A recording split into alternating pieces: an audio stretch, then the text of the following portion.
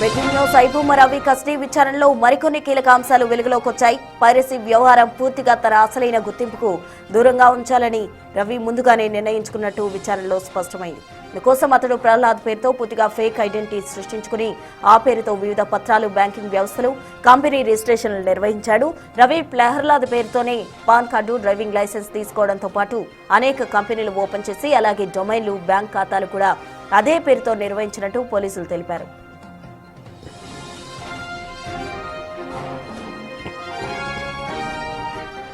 Piracy కార్యకలాపాలు ఎక్కడా తన ఒరిజినల్ ఐడెంటిటీకి కనెక్ట్ కాకుండా ఉండేందుకు పూర్తి వ్యవస్థ రూపొందించాడని విచారణలో తేలింది.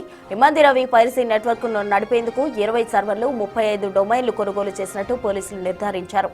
దీంతో అతడు నిర్వహించిన పైరసీ వ్యూహం ఎంత పెద్ద స్థాయిలో నడుస్తుందో స్పష్టమవుతోంది.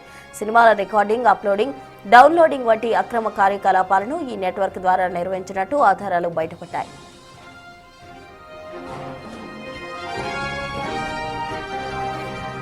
రవి పంపిన పాత బెదిరింపు ఈమెయిల్స్ కూడా మరింత స్పష్టతనిస్తున్నాయి. ఫిల్మ్ ఛాంబర్ పోలీసులకు 2 నెలల క్రితం పంపిన బెదిరింపు ఈమెయిల్ రవి వ్యక్తిగత ఈమెయిల్ ఐడీలోనే ఉన్నట్టు సైబర్ క్రైమ్ అధికారులు గుర్తించారు.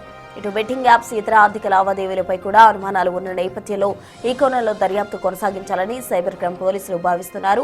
పైరసీకి మాత్రమే కాకుండా ఇతర అక్రమ లావాదేవీలకు కూడా రవి సంబంధం ఉన్న అవకాశాలు ఉన్నాయని అధికారులు భావిస్తున్నారు. ఐబొమ్మ రవి కస్టడీ విచారణ కొనసాగుతున్న కొద్దీ మరిన్ని సంచలన వివరాలు వెలుగులోకి వచ్చే సూచనలు కనిపిస్తున్నాయి.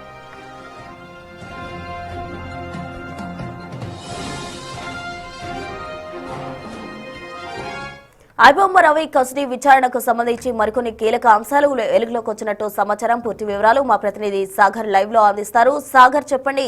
ఇమ్మంది రవికి సంబంధించి 2వ దఫా కస్టడీ అయితే కొనసాగుతూ ఉంది. ఇందులో కొన్ని కీలక అంశాలు వెలుగులోకి వచ్చినట్టు కూడా చెప్తున్నారు. ఇప్పటికే ఫస్ట్ దఫా కస్టడీలో అతను ఏ అంశాలను కూడా బయటకు చెప్పని పరిస్థితి. ఇప్పుడు కీలక అంశాలు పోలీసులకు వెలుగులోకి వస్తున్నాయి. ఆ అంశాలేంటి?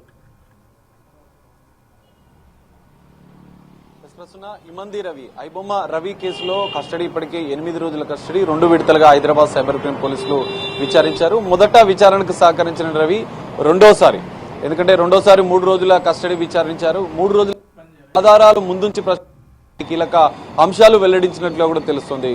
ఐబొమ్మ, బొప్పం 2 వెబ్సైట్లను ఎందుకు ఏర్పాటు చేశాడు, కరేబియన్ దీవుల్లో ఒక ఏజెన్సీకి సంబంధించినటువంటి దాని కాంట్రాక్ట్ పద్ధతులను నిర్వహించి ఈ వ్యవహారాన్ని పూర్తిగా నిర్వహించినట్లు కూడా ఐబొమ్మ రవి తానొక్కడే ఈ వ్యవహారాన్ని చేసినట్లు కూడా చెప్పాడు. అయితే ఇప్పటికే సైబర్ క్రైమ్ పోలీసులు మరోసారి విచారించాలని భావిస్తున్నారు. ఎందుకంటే బ్యాంకులకు సంబంధించినటువంటి ఆర్థిక లావాదేవీల విషయంలో ఇంకా దర్యాప్తు చేయాల్సిన అవసరం ఉంది. బెట్టింగ్ యాప్స్, గేమింగ్ యాప్స్తో ఉన్నటువంటి సంబంధాలు 25 బ్యాంకుల్లో 35 బ్యాంక్ అకౌంట్లు నిర్వహించారు. 30 కోట్లకు పైగా ట్రాన్సాక్షన్ జరిగినట్లు ఇప్పటికే కొన్ని ఆధారాలను సైబర్ క్రైమ్ పోలీసులు గుర్తించారు. వాటిని బ్యాంకులకు లేఖ రాసిన నేపథ్యంలో అవి వచ్చిన అనంతరం కూడా దీనికి సంబంధించినటువంటి విచారణ చేయాల్సి ఉంది. ఇంకా 3 కేసుల్లో ఇంకా పీటీ వారెంట్ పైన ఇమ్మంది రవిని అదుపులోకి తీసుకుని విచారించాలని కూడా సైబర్ క్రైమ్ పోలీసులు భావిస్తున్నారు. ఇక్కడ 3 రోజుల 2 విడతల కస్టడీకి సంబంధించినటువంటి విచారణలో కొన్ని కీలక అంశాలు, 3 రకాల కీలక అంశాలు అయితే సైబర్ క్రైమ్ పోలీసులు గుర్తించినట్లు కూడా తెలుస్తుంది. కరేబియన్ దీవుల్లో ఏజెన్సీల ద్వారా ఈ వ్యవహారాన్ని నడిపించడం, ప్రహ్లాద్ అనే పేరుతో ఫేక్ ఐడెంటిటీ, తన ఐడెంటిటీ ఎక్కడా బహిర్గతం కాకుండా అమెరికాకు సంబంధించినటువంటి సంస్థను ఏర్పాటు చేయడం, ఈఆర్ ఇన్ఫోటెక్, దాని ద్వారానే దాదాపు 20 సర్వర్లను, 35 డొమైన్స్లను కొనుగోలు చేసినట్లుగా కూడా ఆ ఇన్వాయిస్లను, ఆధారాలను కూడా సైబర్ క్రైమ్ పోలీసులు సేకరించారు. సో ఈ ఆధారాల ద్వారానే కీలక దర్యాప్తు కొనసాగుతున్నట్లుగా కూడా తెలుస్తుంది. దాంతో పాటుగా ఆర్థిక లావాదేవీలు బ్యాంకు నుంచి రావాల్సిన లేఖల అనంతరం ఇంకా దర్యాప్తు చేయాల్సి ఉంది. టెలిగ్రామ్ ద్వారా కొనుగోలు చేసినట్లు, సినిమాలను కొనుగోలు చేసినట్లు, క్రిప్టో కరెన్సీ ద్వారానే చెల్లింపులు చేసినట్లు కూడా ఇమ్మంది రవి తన విచారణలో వెల్లడించినట్లు తెలుస్తుంది.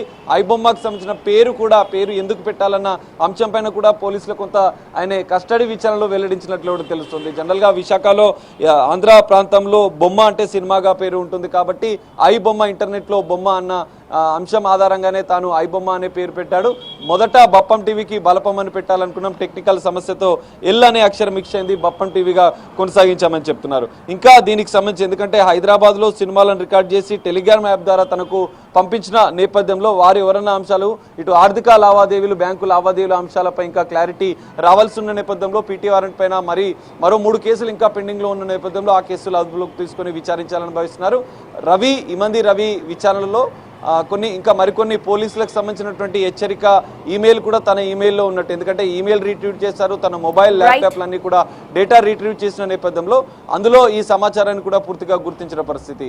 ఆర్థిక లావాదేవీలు, బెట్టింగ్ యాప్స్, గేమింగ్ యాప్స్ తో ఉన్నటువంటి సంబంధాలపైన ఇంకా దర్యాప్తు చేయాలని భావిస్తున్నారు. బ్యాంకు నుంచి లేఖలు వచ్చిన అనంతరం కూడా పీటీ వారెంట్ పైన ఇమంది రవిని అదుపులోకి తీసుకొని మరోసారి విచారించాలని సైబర్ క్రైమ్ పోలీసులు భావిస్తున్నారు. Prasanna. Right Sagar, thank you.